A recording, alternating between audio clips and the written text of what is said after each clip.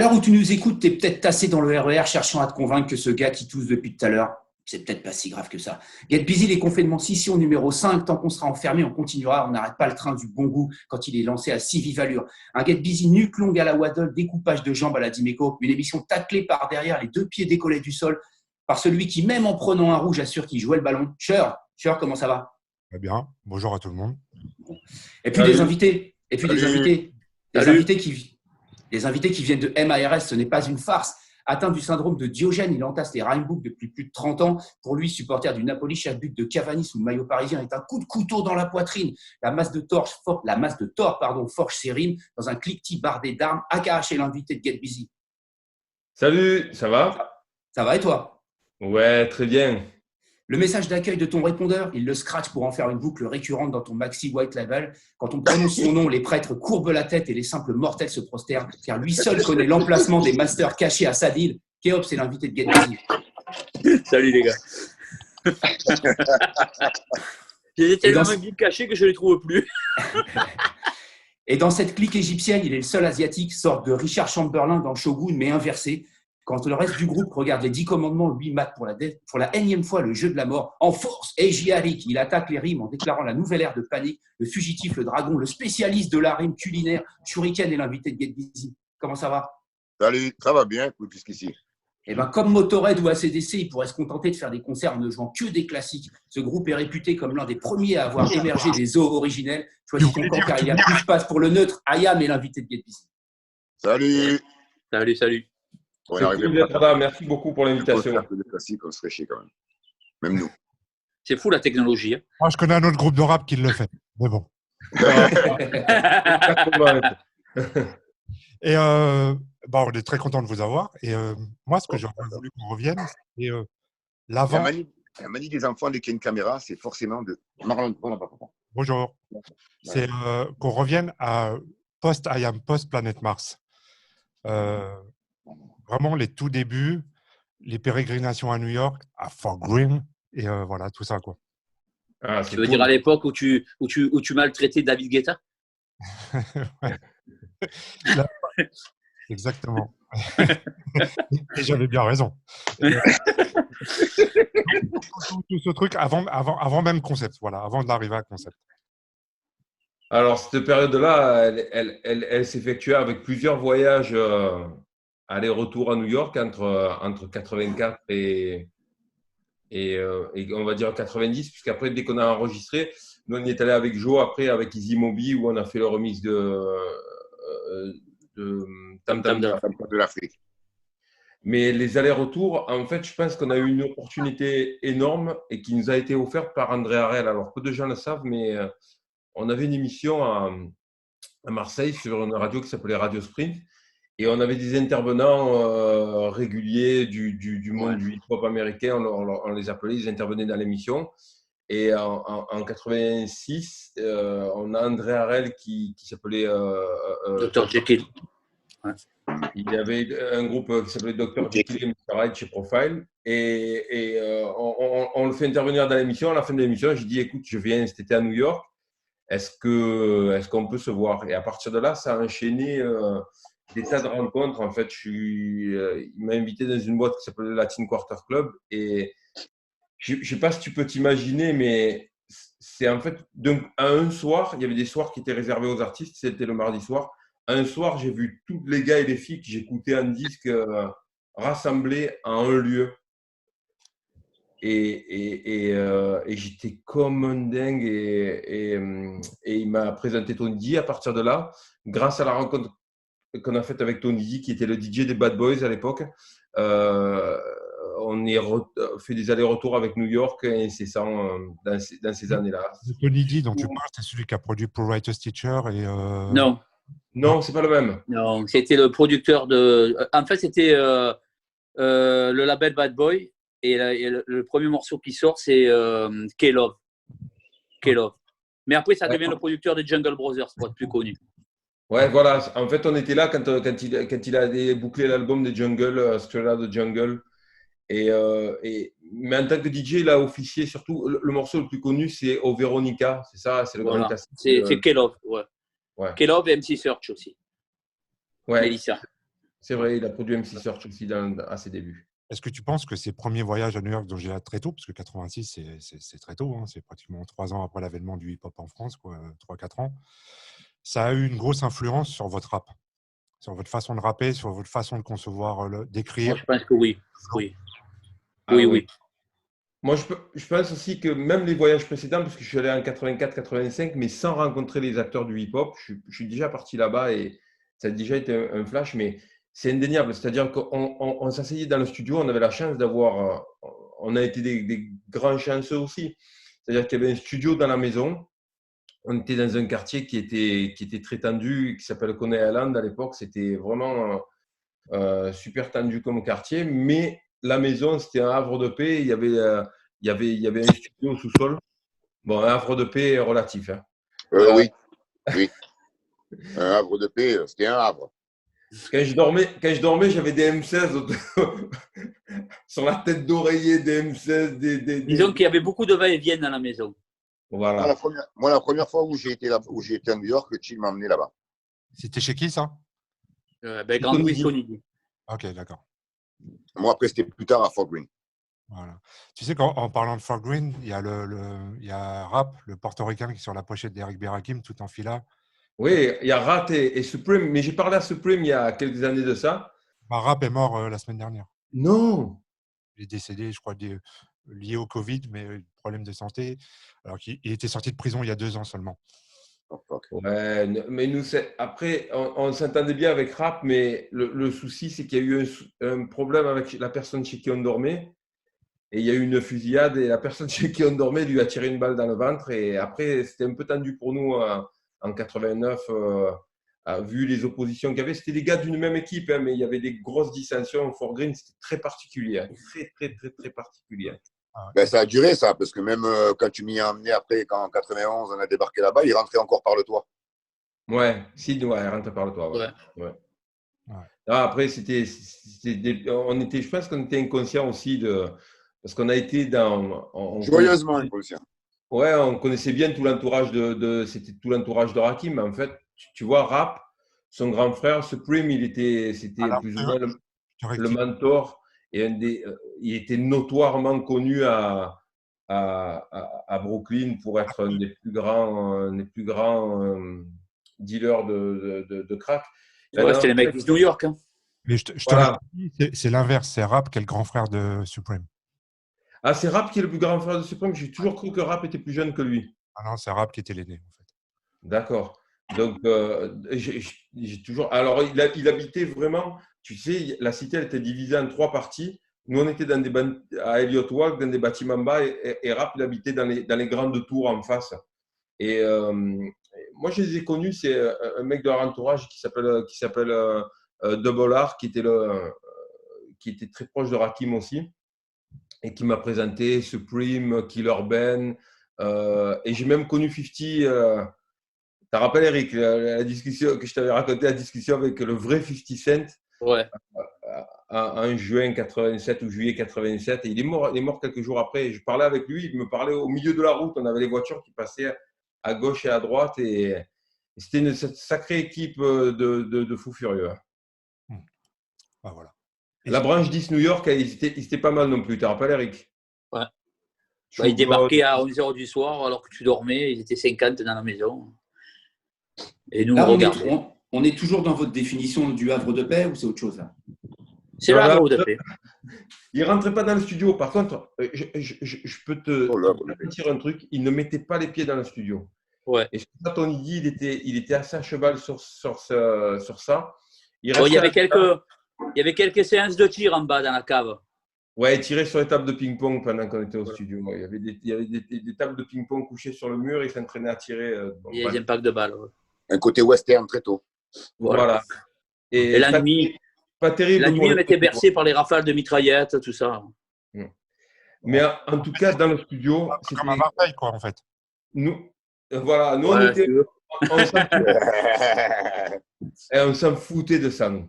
On était à fond dans la musique et en fait, dès qu'on se réveillait, on descendait au studio. Ce qui m'a permis d'enregistrer vraiment mon premier disque, c'est que je suis descendu un jour en pyjama. Il y avait Chub Rock, il y avait Todd Terry, il y avait Tony D, il y avait des rappeurs de Brooklyn qui s'appelaient Choice MCs. Et il y en a un qui accrochait sur son couplet. Tony m'a dit, vas-y, va leur montrer comment tu rappes en français. J'ai rappé, j'ai fait un couplet et finalement, ils l'ont gardé. On était vraiment des rats de studio. Et un jour, par exemple, ils sont tous descendus à Philadelphie. Et ça, Eric, tu peux en témoigner. Rien qu'en visuel, en regardant, ils sont partis. J'ai allumé tout le studio. J'ai fait marcher tout le studio, tous les samplers. Et il y avait un Korg Mirage et une SP12, tu sais, avec les grosses disquettes. Et on a fait marcher les samplers. Et j'ai fait mon premier son, en fait, en samplant Isaac Hayes. Et on a fait un morceau qui s'appelle The Journalist. Moi, j'ai découvert le Transformer avec la table de mixage comme Terminator. Enfin, c'était un truc de fou hein, pour nous. Pour nous, c'était… autant lui, il avait vu les machines. Moi, j'ai bien vu les platines. Et là, j'ai vu carrément le mec devant moi. Donc, c'était… j'ai ouvert le disque dur et j'ai tout pris en photo, tel un espion. Et tu sais, il y avait cet attachement-là à New York qui est… on va dire, des fois, il y a des jours, on en bavait tellement avec Eric, on n'avait même plus un sou pour manger. On partait dans le parc à Coney Island, on s'asseyait dans le parc et au loin, il y avait le World Trade Center qui était allumé. Et on se disait, putain, mais quand même, quoi, on est dans l'endroit qui a vu naître le hip-hop. Et on se remotivait avec de la musique et avec le fait de réaliser qu'on était à New York. Oui, parce que ça faisait un mois qu'on était là-bas. Et la semaine, autant ça bougeait, mais des fois, on se retrouvait le week-end, on ne pouvait pas descendre à Manhattan, il y avait pour 1h30, on n'avait pas assez d'argent pour y aller. On avait, mais il fallait qu'on tienne avec ce qu'on avait. Et souvent, dans ce parc, on s'asseyait sur le banc, et puis on regardait Manhattan, la nuit tombait, Manhattan s'allumait, et on se disait là, mais tu imagines où on est là? Et on fait les mecs qui en ont marre, mais t'es fou, on est trop bien là. Et là, on repartait, on était reboostés. Et justement, ce que vous avez raconté, ce que j'expliquais tout à l'heure par rapport à Concept, ça veut dire que vous, déjà, en 86, vous étiez en studio, en plus avec des quinries qui étaient au top du rap. Alors, est-ce que ça vraiment, de quelle façon ça vous a donné l'avance que vous aviez eue à l'époque de Concept? Parce qu'à l'époque de Concept, ce que je dis toujours, IAM était, quand on a découvert Concept, la cassette, IAM avait facilement 3-5 ans d'avance sur tout le monde, quoi. Mais avant, on avait fait un truc, nous, au retour, on n'avait pas les sampleurs. Philippe avait acheté une TR-808, mais nous, on ne pouvait pas sampler, on n'avait pas les appareils. Donc, je m'en rappelle qu'il préparait les beats sur le… On a fait des concerts comme ça, sur la 808, et moi, j'avais les disques de soul de ma mère, et j'envoyais la mesure, je renvoyais la mesure sur son rythme à lui. Donc, on inventait nos morceaux samplés, mais sans le sample. En fait, et on a toi, fait, voilà, et on a fait quelques morceaux en studio à l'époque, où je trouvais les disques. Parce que sur 4 minutes, admettons, le morceau, je renvoyais, admettons, 4 mesures qui tenaient sur le rythme, je la renvoyais, je ne sais pas moi, 50 fois, on l'enregistrait sur 2 pistes et on faisait le sample comme ça. Ouais. Et à Concept, on était déjà évolué, il y avait un sampler après. L'avance, c'est surtout une avance technologique et c'est en fait de les avoir estimés comment ils travaillaient et on les regardait travailler en studio. Je pense que c'est ça qui nous a fait prendre de l'avance. Disons que quand les premiers samplers sont arrivés, on était déjà prêts, quoi. Exactement. Et donc, on rentrait avec Joe et Eric, on n'était que 3 au début. Mais tu te rappelles, on allait déjà collecter nos samples quand on avait enregistré au studio à la Pointe Rouge ou au Petit Mam. Ouais. On utilisait déjà des méthodes où on choisissait nos samples et tout ça. Je pense que cette avance-là, c'est le fait d'avoir pu la chance de côtoyer des artistes qui étaient déjà des artistes affirmés aux États-Unis et qui nous ont montré la voie. C'est toute la force du rap et c'est toute la force du mouvement hip-hop. Il y a toujours quelqu'un qui t'apprend quelque chose. Et des fois, tu peux même apprendre des choses de jeunes très jeunes. Moi, je pense qu'au niveau du rock, c'est comme si tu avais des jeunes qui arrivaient, admettons, en Angleterre et qui tombaient sur Sting et qui dormaient chez le groupe, les mecs du groupe Police, tu vois, des mecs comme ça. À ce niveau-là, c'était. Parce que nous, Tony D, il était premier au Billboard, quoi. Ouais. Donc, pour nous, c'était comme, je te dis, tu es un jeune rocker et tu tombes sur une grande star mondiale du rock. Et tu t'imprègnes de ce qu'il fait. C'était exactement pareil. Alors qu'en France, tu pouvais tomber sur Dick Rivers. Exactement. Oui. La cassette Concept, elle est produite dans quelles conditions en fait? Un studio vraiment ou vous faites ça chez vous Elle est en chez mode moi. bricolage? Elle est faite chez moi. La cabine de voix, elle est dans un petit cagibi avec le Cumulus. Le Cumulus avec plein de couvertures de partout. Le 4 pistes, il est dans le salon. On a des câbles qui traînent de partout, les portes fermées. Il ne fallait pas faire de bruit et ça se passe comme ça. Vous êtes que 3 à ce moment-là ou Imhotep est déjà Il y a là? Imhotep. Il y a Imhotep qui fait les samples, qui fait les musiques. Parce que je me suis toujours posé la question, comment se fait la connexion avec lui qui est un peu plus âgé que vous, qui vient pas du… Lui était dans le reggae, je crois, Non. au départ. Beaucoup plus âgé que nous. Beaucoup plus âgé que vous. Comment se fait la jonction entre vous? C'est très simple. C'est qu'en fait, Tonton, il venait nous voir quand on était tous les trois. La maison hantée. Voilà, à la maison hantée, quand on avait B-Boy Stance, on faisait des performances en live et tout. Et Tonton venait nous voir. Et à travers la rencontre avec un membre du Massilia Sound System qui s'appelle Jack Dish, il nous a dit un jour, mais ce serait bien que vous rencontriez, enfin, il ne s'appelait pas Imhotep, Pascal, parce qu'il a un sampler et qu'il s'est vraiment bien travaillé dessus. Donc, la première fois où on est allé rencontrer Pascal, on n'était pas dans l'optique d'avoir Pascal dans le groupe B-Boy Stance. Mais de lui voler son sampler. Exactement, c'était un truc de petit con, mais par contre, il avait C'est un emprunt de technologie. Voilà, il avait un savoir-faire qui s'est rajouté à nos idées, au savoir-faire qu'on avait. Et très vite, en fait, on est passé de jouer sur quelques instruments à nous et que des phases B, d'un coup à jouer que sur des instruments à nous. Et on a dit, mais Pascal, en fait, ce qu'il donnait dans son temps, il était instituteur à l'époque. Il faisait des doubles journées, lui. Hein. Parce que la légende dit qu'en fait, c'était votre professeur quand vous étiez tous en CE1. Ah non, c'est l'ami de ma mère. on n'était pas au CE1 à la même période tous. Putain, il va nous détester, on le défonce dans l'émission. Non, en fait, lui et Fabienne et sa femme Fabienne, ils étaient très tolérants parce qu'ils se cognaient une journée de travail et après ils se cognaient des cassos jusqu'à 3 heures du matin, ils ne dormaient pas. Bref, il a vraiment… On lui rivalisait les placards aussi. Ouais, putain, on y vidait ses placards. Mais en fait, il nous a fait indirectement, de par son apport technologique et de par l'apport de son savoir-faire et ses idées, ça a changé B-Boy Stance en IAM. Vraiment, à partir de ce moment-là. Oui. Alors, il y a un truc dont on ne parle pas beaucoup de concept. Dans le concept, bon, il y avait tout le concept et égyptien et tout ça. L'avance un peu sur plein de choses qui étaient sur le reste du rap français. Et moi, je trouve qu'il y a un truc que vous avez imposé, vous avez ramené d'entrée avec Concept, les voix. Et le travail sur les voix qu'il n'y avait pas tellement dans le rap français.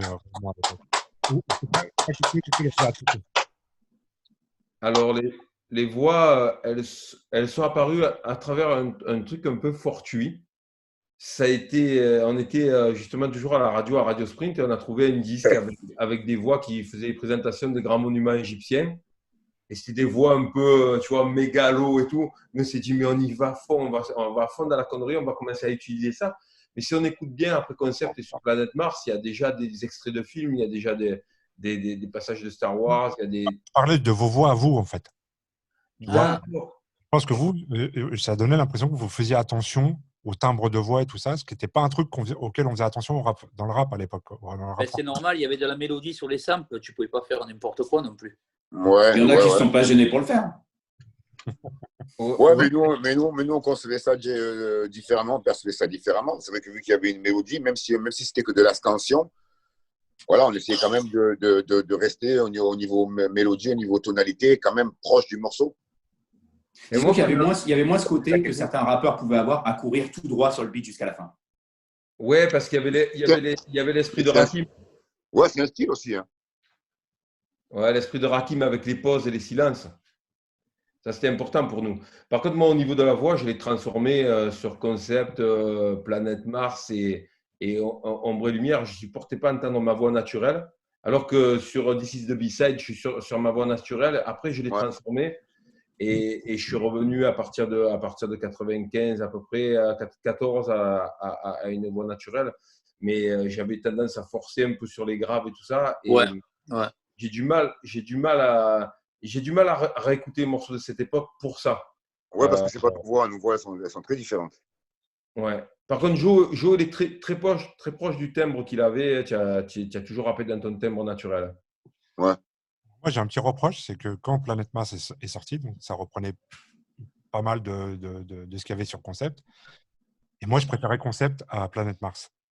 Ouais, mais en fait, Ok. Planète Mars, Oui. on nous donne les moyens de faire ce qu'on ne pouvait pas faire, nous, les pistes, les multipistes. Et on avait tellement aimé, on aimait tellement certains morceaux de Concept qu'on s'est dit, on va pas les remixer. Pour nous, ce n'était pas du remix, mais c'était les enregistrer en vraies conditions studio. Mais je pense que justement, ce qui te plaisait à toi, c'était le côté à l'arrache. Exactement. Ouais. Le côté à l'arrache. Et pas tant que ça, je veux dire, tu sais quoi, je trouve qu'il y avait une cohérence de bout en bout sur Concept. Mais à l'arrache, ça Un ne peu veut pas moins dire sur Planète incohérent. Mars. Mais au contraire, c'est pas péjoratif quand je dis à l'arrache, c'est-à-dire pour nous, la façon dont on fait le premier, voilà, il y a une urgence, il y a un contexte. Alors, c'est vrai que de reproduire la même chose que ce qu'on a fait là, avec beaucoup plus de moyens, dans une plus grosse structure, peut-être que ça a un peu gommé un peu cette urgence, un peu ce à l'arrache que j'appelle justement. Et on a évolué aussi. Toi, tu C'est retrouves pas, on a évolué entre Concept et Planète Mars. Non, La vision, le rap américain avait évolué, nous on a évolué avec. On n'était pas dans le même état d'esprit de ce qu'on avait fait sur Concept. Après aussi, C'est peut-être vrai qu'avec que- de nouveaux moyens, avec de nouveaux moyens, on aurait peut-être dû reprendre Concept, laisser Concept comme il était, comme il a été créé, et partir dans d'autres choses, mais bon, on l'a pas senti comme ça. Moi, j'aime beaucoup le son de Concept aussi parce qu'il y a un, Ouais. il y a un son brut, il y a des emplois de certains délais sur Il est des gravé au silex. voilà, et il y a des délais sur des voix qui évoquent directement, qui sont inspirés directement des traitements de voix qu'il y avait sur le Just Rhyming with Beats de Big Daddy Kane en 87. Donc, il y avait vraiment la chose où je suis d'accord avec toi, c'est-à-dire que Concept, il est plus Il est rough. Il est plus rough. africain que Et à l'arrache, comme je c'est dis. plus européen. Mais en même temps, Concept, je trouve plus conceptuel que Planète Mars. Ouais. En dehors même de la rage, de tous les défauts qui font la qualité, de l'urgence, tout ça. Je te dis, c'est la cohérence de bout en bout. Je trouve, ça, c'est Je pense c'est parce que c'était nouveau pour toi. C'était nouveau. C'est vrai. Non, mais après, ça peut être fait à l'arrache et aussi dans l'urgence, mais on savait déjà où on voulait aller, on savait que l'album, au niveau du contenu, on savait déjà où on voulait aller avec, effectivement, là, on revient sur les voix, l'intro, une grosse intro, un déroulement, une outro, tout ça, c'était quand même pensé quand même. Je vais faire une confidence. Bon, comme je suis d'une génération qui n'est pas très rap français, on va arrêter. J'ai toujours suivi le rap français, mais c'est pas ce qui tournait en boucle dans mes oreilles. Pareil. Bienvenue. Alors, on est tous de cette génération-là, donc c'est un peu. Ouais. Mais en fait, Concept, on l'avait récupéré par des moyens divers. Et j'étais parti en vacances juste après. Et en fait, c'est pratiquement la seule cassette que j'avais au Baléares. À l'époque des postes à cassette. Et donc, je pense que Concept, ça doit être l'album de rap français que j'ai le plus écouté en vérité. T'as ruiné Concept. Légende T'as là, mais ruiné Concept au Baléares.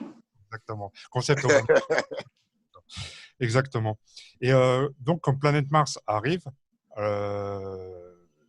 donc IAM rentre vraiment dans l'établissement, entre guillemets, du rap français naissant.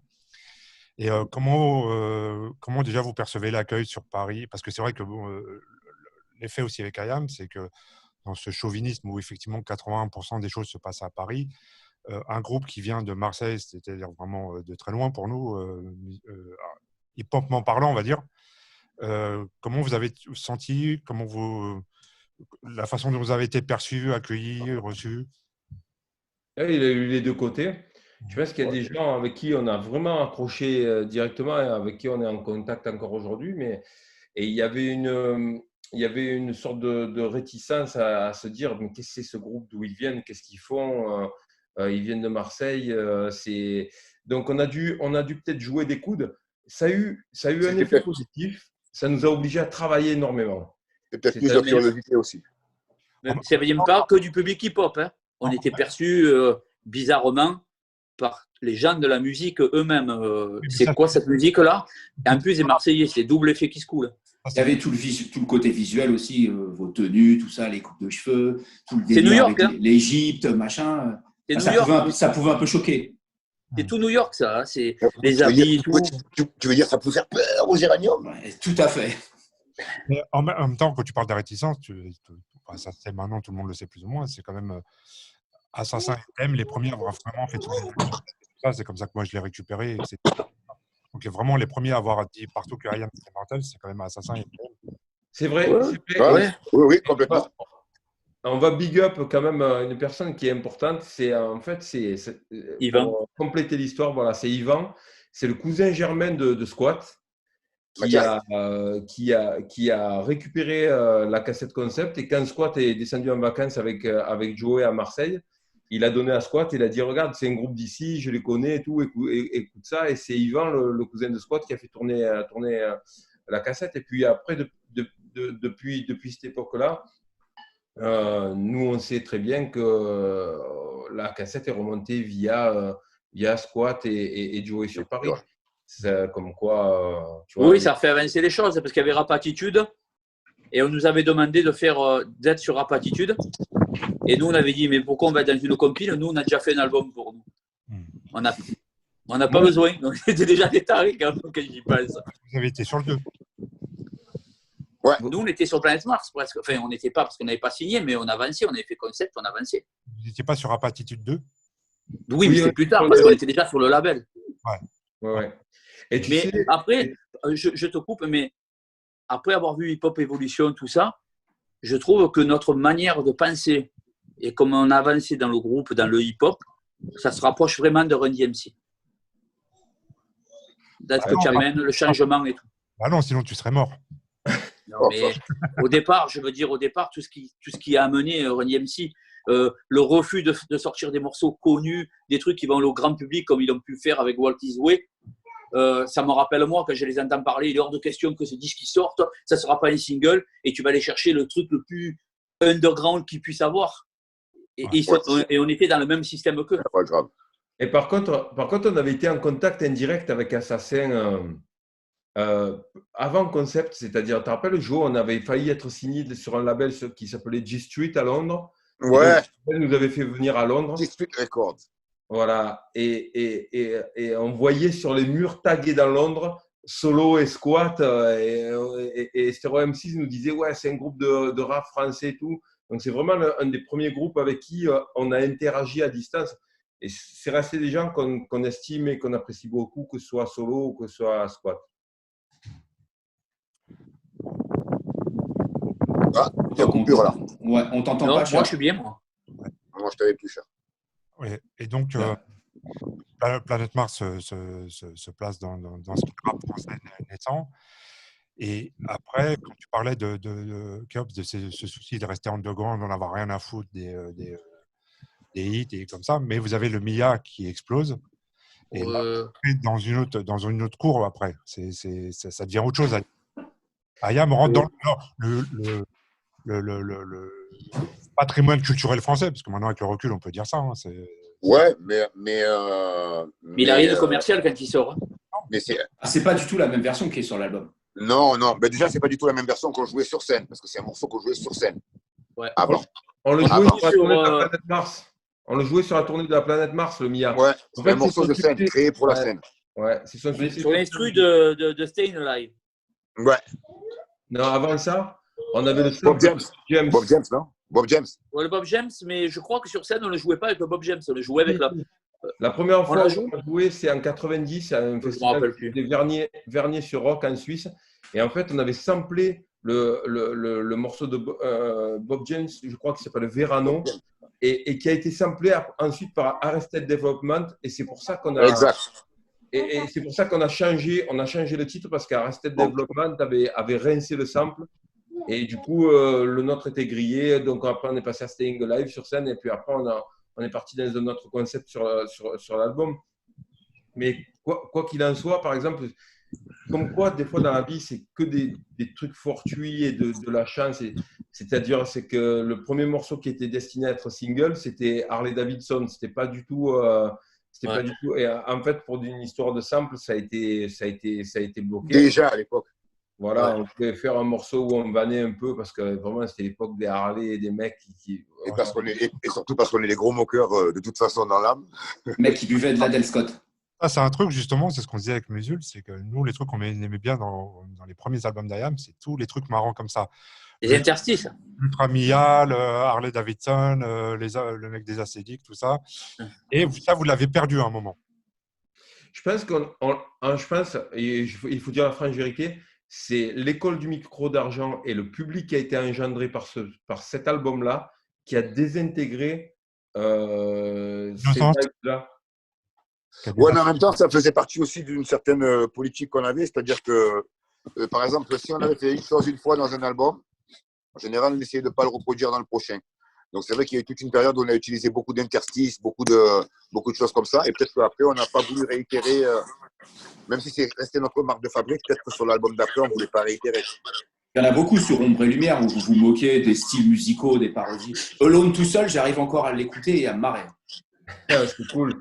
Moi, j'aimerais en refaire plein de trucs comme ça parce que si je me mettais à les faire, j'arrêterais plus. L'album serait que ça. Mais toi, on en fait d'ailleurs. Hein. Tu as fait un peu parce que Gamani, c'est ça aussi. Exactement. Oui. Bah oui. Exactement. On a fait pour nous. Comme je dis, on est des moqueurs. Hein. On a toujours été des moqueurs. Ça. Il y a même un truc sur le maxi. Il y a même un truc sur le maxi du Mia où Chill, tu fais un espèce de spoken word où tu fais un sketch sur l'instru. C'est la phase B. C'est l'Ultra Mia parce que le matin. Ultra Mia. Voilà, un jour Kefren me dit ce serait bien que tu fasses une version comme si c'est le personnage dont tu parles qui chante le morceau. Ouais. Et on a ralenti la bande et pour avoir cette voix aiguë un peu nasillarde et on l'a fait. C'est un truc que j'ai enregistré le matin. Est-ce qu'on a rigolé? Les paroles, je les ai réadaptées. Mais c'est vrai que j'ai des souvenirs, en tout cas, pour nous. Il y a des moments incroyables à enregistrer ces interstices. Je me suis chopé Mais lui, il partait un fou rire en pleine prise. Hein. Des fous rires sur les morceaux. Et c'est vrai qu'on en a eu et on n'a pas forcément osé ou fait des morceaux assez bons pour les mettre dans nos derniers albums. Et on s'est aperçu même avec un morceau comme Couple Cake que le public de l'école qui a grandi avec l'école ne connaît pas cette facette-là d'Ayam et la saisit pas. Alors, il y a 2 bémols que je mettrais à ça. C'est qu'autant ces morceaux-là que je te dis, vraiment, c'est des trucs que j'adorais sur les albums d'Ayam, autant Couple Cake, je trouve que c'est raté. Ouais, c'est possible. Hein, avec le recul, c'est possible aussi. Que le morceau en le morceau Couple Cake, il n'est pas spécialement rigolo. Ouais, c'est partage ce que tu fais. C'est le clip qui est rigolo. Voilà, pour moi, le clip est raté. Ouais, c'est possible. Ce truc-là. Mais moi, je pense que vous devrez refaire des trucs comme ça. Je ne sais pas, en partenariat avec Rire et Chanson. Mais non, mais je pense qu'il y a un vrai truc. Il y a de quoi rire. Hein, sur le truc, tu dis, c'est à partir de Ombre et Lumière. Moi, je pense aussi c'est toute une tendance dans le rap où le rap français est devenu plus sérieux, plus racailleux, entre guillemets, et on s'interdisait la rigolade qu'il y avait beaucoup plus au début, je trouve. Il y avait un côté plus innocent, plus bon enfant dans le rap. Oh, ouais, je suis d'accord avec ça, mais en même temps, je pense pas qu'on ait été pris par ça. Parce qu'on n'a jamais été trop dans le rap racailleux, justement. La particularité du groupe, c'est qu'au-delà des tendances et compagnie, on a toujours gardé notre cap et notre ligne de conduite. Disons qu'il y avait un climat général, c'est bien que le rap, c'est une musique qui évolue, les tendances, les modes entre. Ouais, mais vraiment, je t'assure, on n'a pas été dans ce calcul-là. C'est vraiment au feeling, quoi. C'est juste que c'est pas venu. L'album d'après, c'est fait dans un contexte différent. On n'a pas voulu s'imposer des exercices de style et c'est juste que c'est pas venu. Mais la rigolade, elle est toujours omniprésente. Donc, c'est pas interdit que ça revienne à n'importe quel moment. Ah, ça peut revenir, par exemple, dans l'album que j'ai fait avec Faf Larage en 2010 dans We Love New York, il y a des morceaux comme In Memory of Yorim Pourri qui commence et finit par le morceau de Tupac. Il va plus rapper. Dans sa ville, il y a le fainéant. Hein. Ouais, le fainéant, même Faf, il a toujours ça. Ou un morceau comme un PPDLM dans l'album qui est plutôt humoristique et qui raconte. Faf, il est très fort pour ça. Faf, il est top sur ce genre de concept-là. Juste pour revenir à De la planète Mars, qui a été un album fondateur, en tout cas, du rap français. Je ne sais pas comment ça s'est traduit au niveau des ventes. À l'époque, c'était 70 000 et on a stagné. Et puis maintenant, il doit être à, je ne sais pas… 200. Parce que pour un premier album, vous faites 70 000. L'album d'après, c'est un album, pour le coup, vraiment pharaonique, double album, 40 titres, etc. Comment la maison de disques se dit… Parce que c'est quand même aussi une époque où les maisons de disques pouvaient miser sur 2-3 albums sur un artiste. En disant, bon, c'est pas grave, là, on sait que celui-là, il a lancé quelque chose, le deuxième, on va développer. Ouais, Comment vous arrivez à les convaincre de partir sur un double album? Parce qu'on a trop de morceaux et on ne peut pas choisir.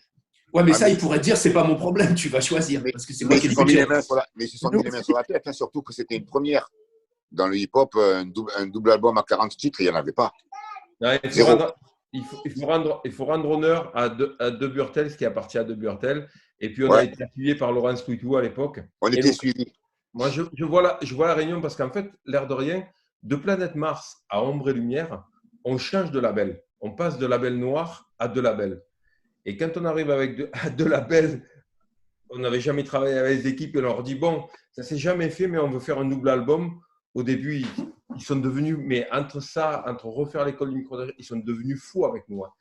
Et ils ont dit oh, pétard, un double album, mais ça se fait pas. Comment on va le mettre dans les bacs? On s'en fout, on veut être les premiers à le faire et tout. Et ça a été assez rapidement accepté. Et tu sais, jouer inutilement le méchant ou le rebelle à dire oui, on n'a pas voulu, mais c'est à la force de notre décision. On a été appuyé et aidé par des gens comme Luca Minchilo, comme Laurence Touitou et comme Emmanuel Duburtel qui ont validé les choix artistiques qu'on a fait. Parce que, pardon. Il faut le Tu dire. parlais, il ne savait pas comment le mettre en bac. Maintenant, c'est un album que tu trouves en une seule fois, mais quand il est sorti, et le volume 1 qui était sorti, et quelques semaines après seulement sortait le volume 2.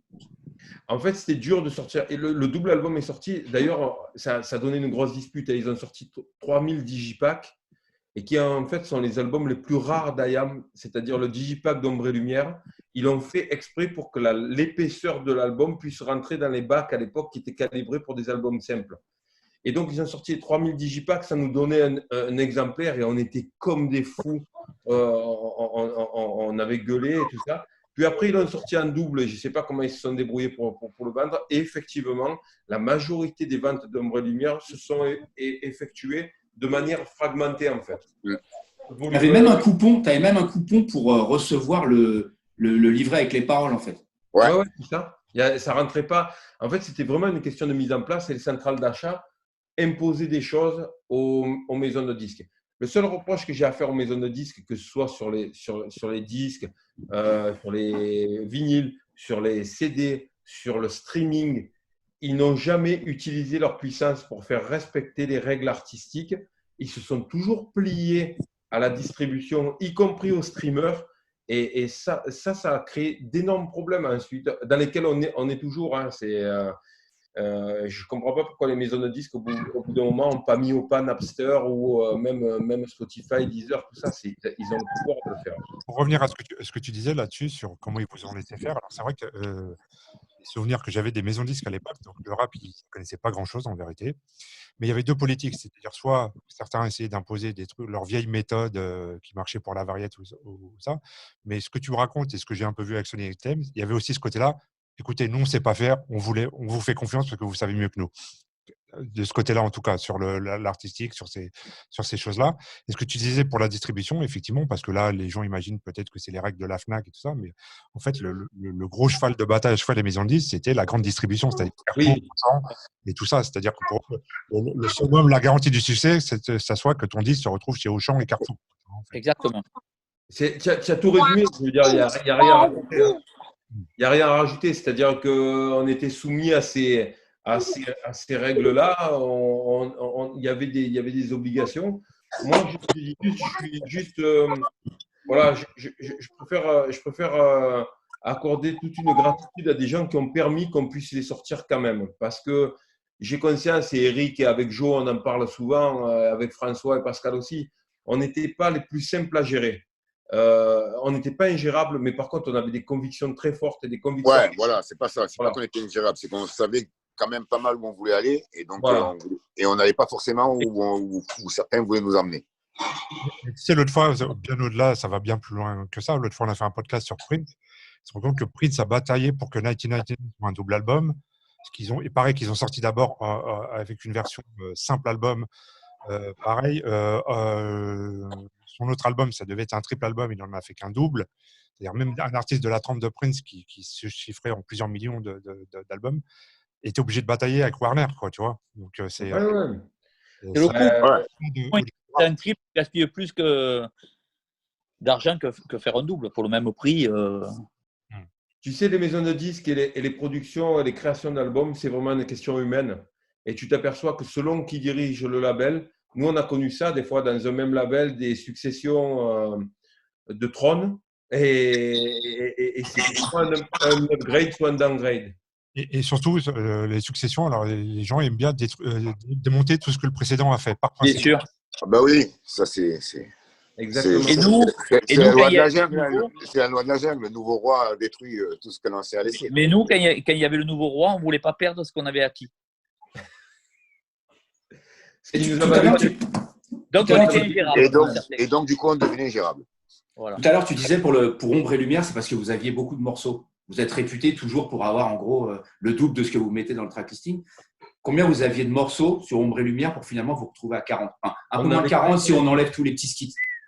80 titres faciles. Sur Ombre et Lumière, j'avais des cassettes entières de morceaux inédits. Je crois qu'on est Alors, resté non, ta 2-3 sœur. mois dans le studio. 2-3 mois dans le studio. Non-stop. Moi, je trouve que c'est Toujours. vous allez peut-être me prendre pour un ouf, mais personnellement, c'est mon album préféré d'IAM parce qu'il est énormément varié. C'est-à-dire qu'on trouve vraiment des trucs drôles, des trucs un peu ésotériques, des trucs personnels. Ouais, Et puis, il y a un morceau comme vous avez plus jamais refait après. En tout cas, au niveau du kickage, c'est je lâche la meute, quoi. Un truc aussi énervé. Ouais. Ah, celui-là, il nous plaisait particulièrement. Mais je suis vraiment d'accord avec toi. Quand on me demande quel est l'album d'IAM, entre guillemets, pour moi, c'est Ombre et Lumière. Parce qu'en fait, Il Ombre et représente Lumière, tout. il contient tous les autres albums à l'intérieur. Ouais. Exactement. C'est Ouais. vraiment l'album Et fondateur. c'est l'album le plus spirituel, je pense. Ah bah, D'ailleurs. c'est vraiment, ça représente vraiment toutes les facettes déjà de Cosmique, ce il y a quelque que chose peut de être le rap cosmique. et ce que vous pouvez être. Avec la fin, tu vois, avec le faux générique et tout ça, machin. Ben, disons Ouais. qu'à l'époque, Public Enemy frappait fortement à l'intérieur de nos têtes. Tellement ça avait frappé, on avait pris Nick Sanzano, qui était ingénieur de Public Enemy. Qui disait d'ailleurs dans une interview qu'il était mort de rire quand Chill a enregistré justement la fin. Le côté obscur vous a présenté. C'était un grand moment apparemment, ça. Je pense qu'ils Il a rigolé. Ils étaient morts de rire quasiment tous les jours. Ouais. Ils voyaient des enchaînements de conneries. Alors, des fois, j'avais l'impression que Dan et Nick, on partait tellement dans tous les sens qu'ils devaient avoir un petit rôle, des fois, moniteur de colo et de dire, les gars, Catalyseur un peu, ouais. on se concentre sur ce qu'on fait là. Parce que nous, on est capable d'être sur un morceau, d'avoir une idée et en plein milieu du morceau, de dévier sur notre morceau. Parce que, Et à l'époque, c'était pas l'ordi, hein, c'était les multipistes. Il fallait tout changer, les bandes et tout. parce que Ouais, c'était une galère. vous dites C'était pas un clic. Hein. qu'il restait 3 mois en studio avec Ouais. 90 titres. C'est-à-dire même 90 titres en 3 mois, il y en a, ils les ont pas fait en 3 ans ou en 30 ans de carrière, quoi, tu vois. Non, mais on dormait dans le studio. Donc, il faut vraiment être, même en termes d'écriture, en termes de tout. Parce que bon, maintenant, tu parles du studio, mais bon, c'est la mode d'écrire en studio, soi-disant. Mais à l'époque, je pense pas que vous écriviez vraiment en studio. C'est-à-dire même, sans même parler de la production, de ce que ça coûte, de ce que ça prend le temps et tout ça. C'est-à-dire même écrire 90 textes, faut quoi, tu vois. Ouais, faut s'enfermer. Il faut s'enfermer. Après, il faut arriver à en réussir quelques-uns. On écrivait vraiment beaucoup chez nous. Tu as pointé quelque chose qui est vraiment exact. Aujourd'hui, beaucoup d'artistes arrivent et écrivent en studio. Nous, au prix où le studio coûtait à l'époque, on ne se voyait pas arriver avec les mains dans les poches et pas de texte. On arrivait au studio, nos morceaux étaient prêts et après, en studio, ils évoluaient. Ou après, en studio, on faisait des extensions. Des nouveaux. Après, il y avait des nouveaux parce qu'il y avait Des Pascal nouveaux. qui faisait l'instru. Voilà.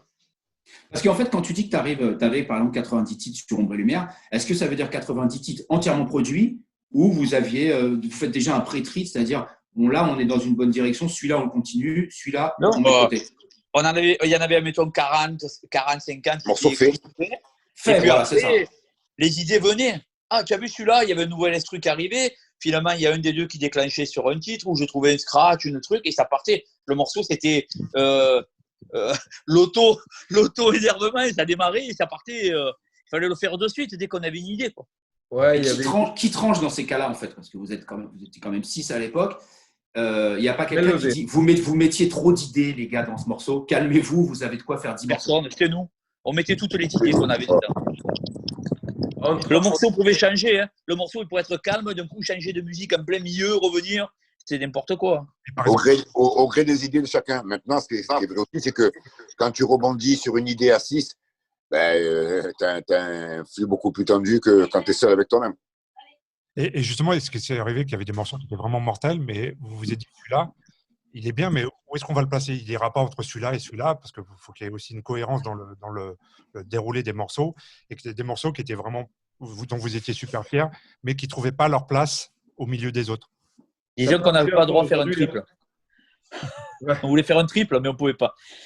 Ça peut arriver encore aujourd'hui. Aujourd'hui, ça nous arrive des fois d'avoir des morceaux qui sont bien, mais ils existent seuls. Ils ont du mal à s'insérer dans un album, donc on les écarte.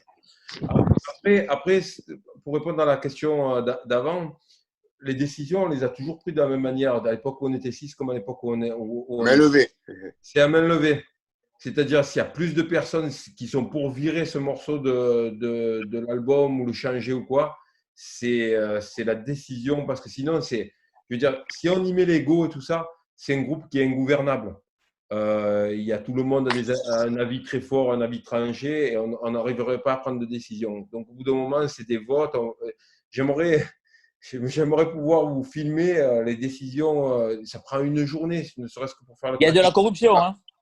Si tu vois ton après, c'est populaire, arrivé, je peux t'aider sur celui-là. Ouais, C'est- grave. c'est Mais de c'est fou, déjà hein. arrivé aussi qu'il y ait des morceaux qui nous plaisent, mais qu'on n'a pas mis parce qu'ils étaient trop à part de ce qu'on avait déjà.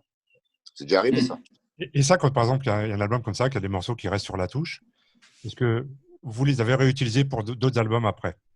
Non. Certains Certains oui, remixés, pas certains dans l'état où ils remixés, étaient.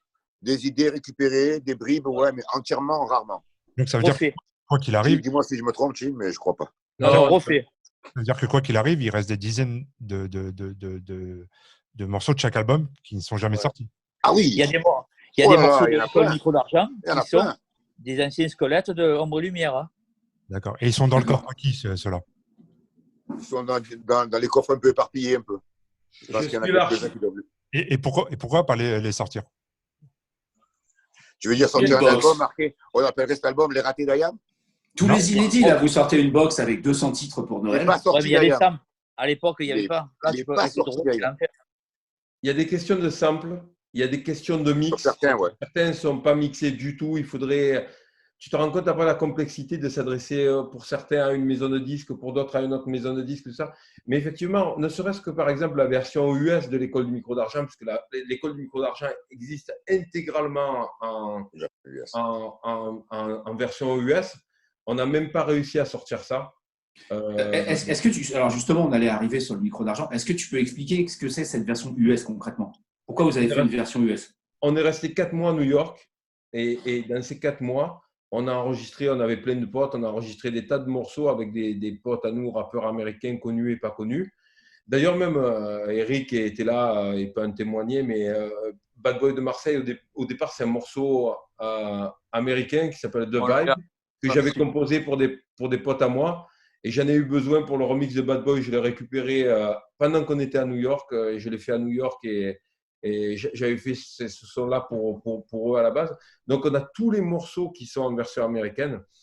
Et après, voilà, c'est une volonté de les sortir. Aujourd'hui, Warner a racheté les masters et propriétaire de cet album.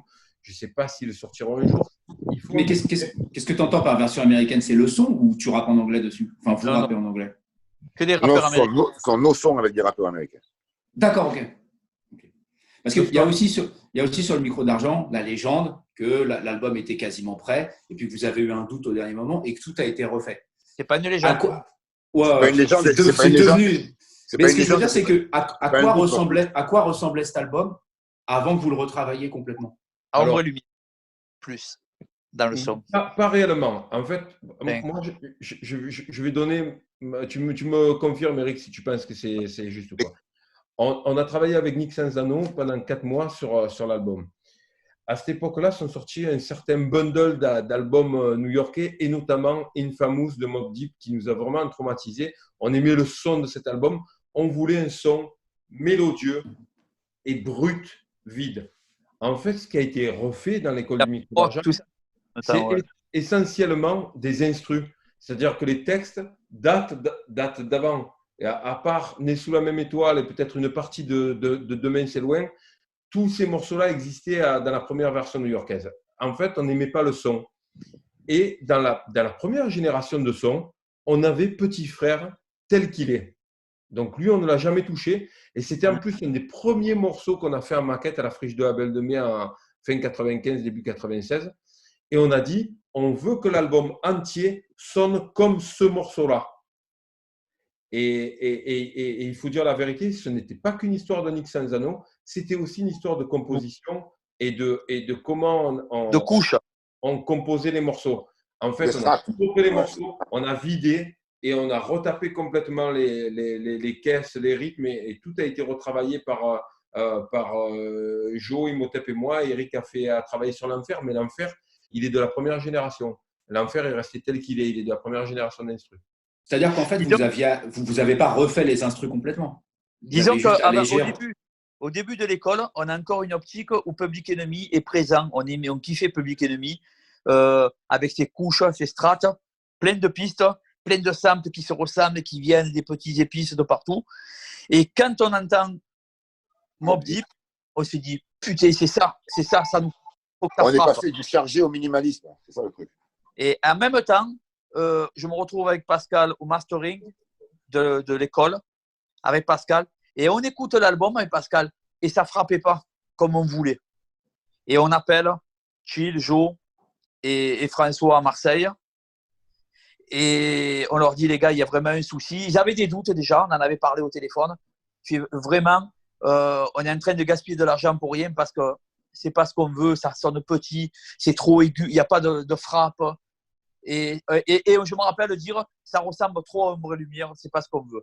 Pour moi, on n'était pas dans Public Enemy parce qu'on avait tourné la page de Public Enemy depuis longtemps, en 96. On était déjà dans Biggie, dans Death Squad et tout ça. On est entre les deux. Entre les deux, c'est plus ces superpositions et c'est plus des options de mix aussi et des options de choix, de programmation rythmique et de programmation pour la voix. Et de programmation tout court. On a surtout et essentiellement retouché les instrus. Par exemple, chez le Mac, je l'ai dans mon ordinateur perso, je l'ai en version 1 et en version 2. Quasiment tous les morceaux existent comme ça en version 1, en version 2. Il n'y a que Petit Frère qui est resté tel que je l'ai composé en 95. Il est resté dans l'album.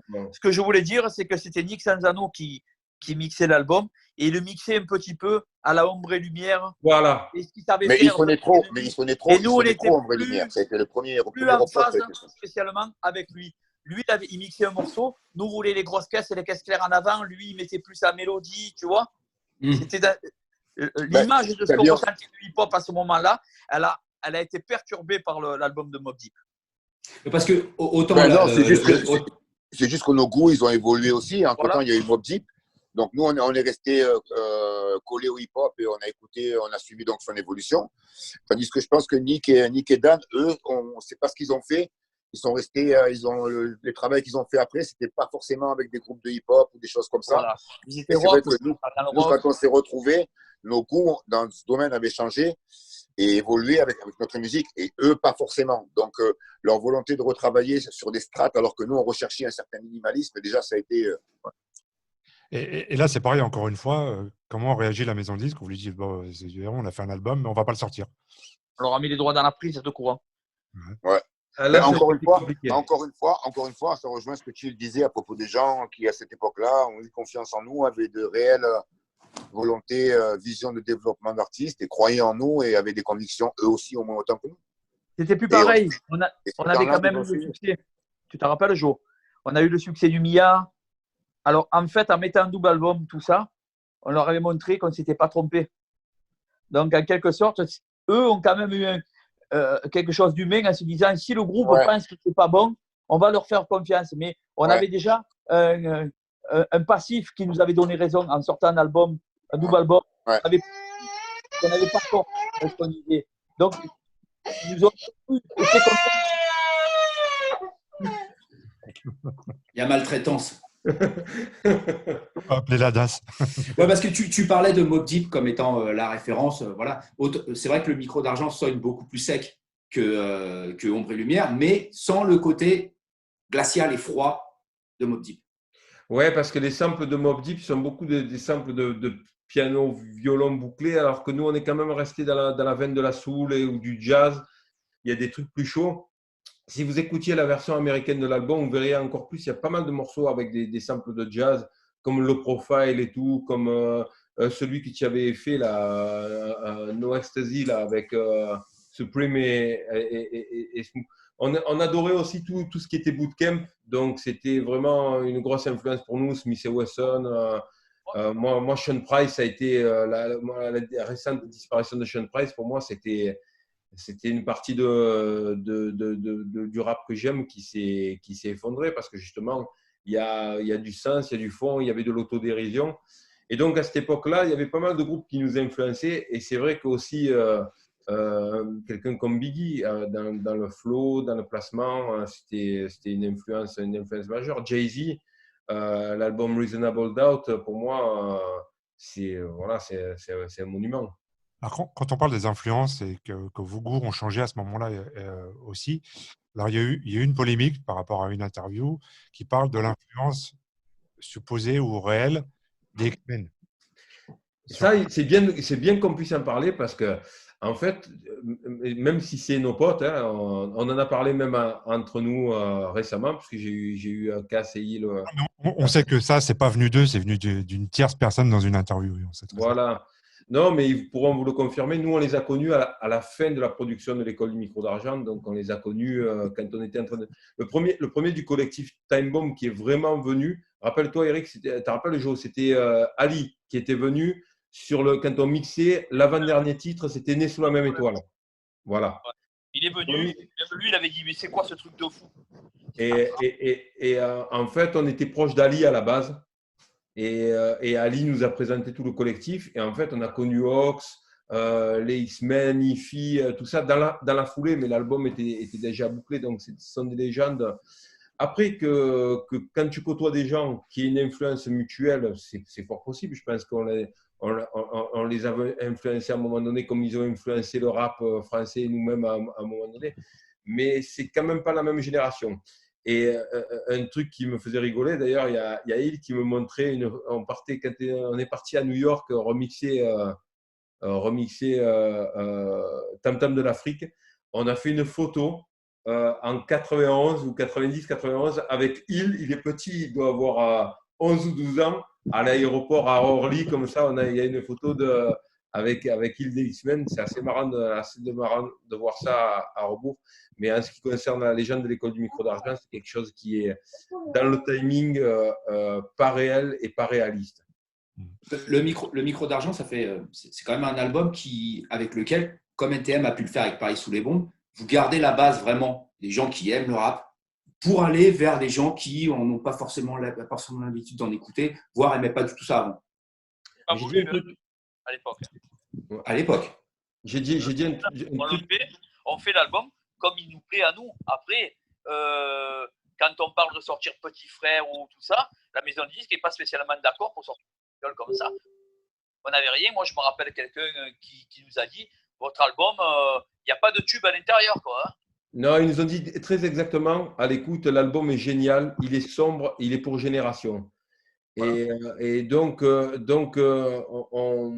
on s'attendait à quelque chose qui n'était pas forcément le succès du grand public. Maintenant, on va se dire la vérité sur ça aussi. L'école du micro d'argent, il sort 2 ans avant ou il sort 4 ans après les comédies musicales. Il vend rien. Tu sais, le seul fait de une génération, l'école du micro d'argent est jouée sur Énergie, sur Skyrock, sur Fun Radio. M6 joue les clips en boucle. Il y a Énergie, je crois aussi. Oui, Énergie, il faut l'avouer, c'était un matraquage. Et donc, il y a toute une génération de gamines et de gamins en France qui ont 16, 17, 18 ans, pour qui c'est l'album fondateur de leur culture. Et parce que ces gens-là écoutaient la radio, pas parce qu'ils étaient dans le hip-hop. Et donc, du coup, encore une fois, on parlait des fois de malchance ou de chance. Le timing dans lequel sort l'école du micro d'argent et, on va dire, on vient combler un gap dans la musique française. On a la variété française qui est en train de s'effondrer dans les années 90 et le rap français vient combler tout ça. jusqu'à ce qu'ils créent leur comédie musicale en plastique en 2000 ou en 2001. Le rap a occupé l'avant-scène. Par contre, le rap était vraiment très dérangeant parce que le rap créait ces structures d'autoproduction, contrairement à la variété française. Donc, il était indirectement pour l'industrie une forme de menace. Et quand tu parles de l'influence sur le rap, quand tu regardes Demain c'est loin et Petit Frère, c'est deux classiques. C'est deux classiques d'Aya, mais c'est deux classiques du rap français tout court. C'est deux classiques, en plus, qui sont dans des formats inexplicables. C'est-à-dire que Demain c'est loin devienne un classique et c'est pas quelque chose qui est rationnel. Dans ce que, si on raisonne comme une radio, c'est pas rationnel. Et pourtant, la fierté du groupe, c'est d'avoir réussi à imposer des morceaux qui sont des morceaux qu'on aime et qui ont une autre forme de puissance que la puissance commerciale d'un morceau qui passe pendant 3 minutes 30 à la radio. Ces morceaux-là racontent quelque chose, ont des histoires, donnent des images, font voyager dans un univers. Je pense que ce qu'il y a plus aussi dans l'école du micro d'argent, c'est qu'il y avait des tas d'univers et une imagerie dans laquelle on pouvait s'évader, voyager, imaginer des choses. Je trouve que l'imaginaire, c'est important. Moi, quand j'écoutais très jeune l'album de Intelligent Hoodlum ou de Genius, à l'époque, c'est Jeza, quand il était chez Cold Chilling, c'est ça, Genius. Il y avait des histoires. Stay Out of Bars, ce morceau-là, tu étais là, il raconte des histoires de mecs bourrés, des mésaventures et tout ça. J'adore le storytelling, moi, dans le rap. Et le fait de pouvoir voyager, je pense que l'école du micro d'argent a donné ça. Il y a un côté cinématographique. On parlait de ce gap où le rap est devenu dérangeant dans le sens où il devenait autonome et autonome financièrement. C'est vrai que c'est la grande période des labels. Donc, toi, tu fais la Cosma, Keops, il y a Sad Hill. Enfin, il y a, tout le monde part un peu dans cette. Dans la radio, tu as l'école, tu as Sad Hill et Où je vis qui bombarde. On prend l'espace. À la radio, toutes les 5 minutes, j'ai un morceau, un des 3 morceaux, un des 3 albums, ça passait. Ouais. Puis on commence à produire aussi. Voilà, c'est ça. Donc, c'est les labels, c'est la production. En plus, avec des succès, parce qu'il y a la FF, il y a tout ça. Il y a toute une vague. Et justement, comment avec le recul, vous voyez cette époque-là parce qu'à cette époque, elle a eu un âge d'or qui s'est terminé aussi, quelque part. Oui. Et qu'est-ce qui a causé sa chute est-ce que c'est parce que ça a dérangé à tel point qu'il a fallu que ça s'arrête Je pense qu'il y a eu des articles téléguidés qui n'ont pas fait que du bien à l'image du rap en traitant le secteur A de secte extrémiste.